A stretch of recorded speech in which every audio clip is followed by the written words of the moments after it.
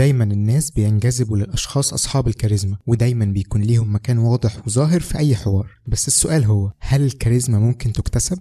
أخصائيين علم النفس أشاروا في أبحاث عديدة إن الكاريزما سهل جدا أي حد يكتسبها وتبقى حاجة مترسخة في شخصيته.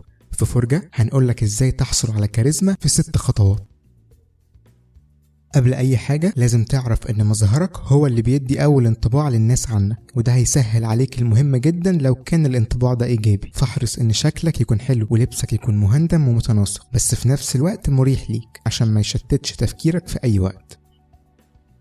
أحد أولى خطوات الحصول على كاريزما هو الحصول على سلام داخلي مع نفسك. دايما فكر بشكل إيجابي، وخليك عارف إن أي حاجة سيئة بتحصل لك هتتعلم منها حاجة هتفيدك بعدين. كمان ابعد نفسك عن أي مقارنات مع أي حد، ده كفيل يخليك راضي جدا عن نفسك وبعيد عن أي عقد نفسية.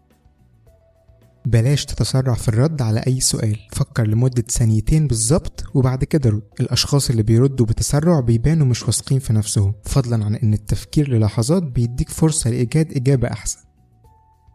تجنب تماما الردود القصيرة من كلمة أو كلمتين. الشخص صاحب الكاريزما دايما بيعرف يخلق مواضيع لاستمرار النقاش، عشان كده لازم إجابتك تبقى كلمات افتتاحية بتمهد لكلام آخر لسه هتقوله بيشرح إجابتك دي بالتفصيل عشان تضمن استمرار الحوار.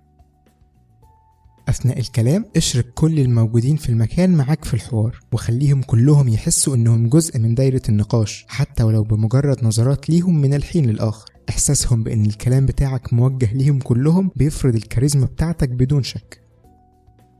لغة الجسد أحيانا بتبقى أهم من اللغة اللي بتتكلمها. حركات إيدك ووقفتك بيدلوا بشكل مباشر على شخصيتك وبيبينوا إذا كنت متوتر أو لأ. احرص إنهم يبانوا طبيعيين. كمان خلي نظراتك مباشرة في عيون الشخص أو مجموعة الأشخاص اللي بتكلمهم. مفيش خلاف على كون ده مفتاح إثبات الثقة في النفس ووجود حضور وكاريزما قوية.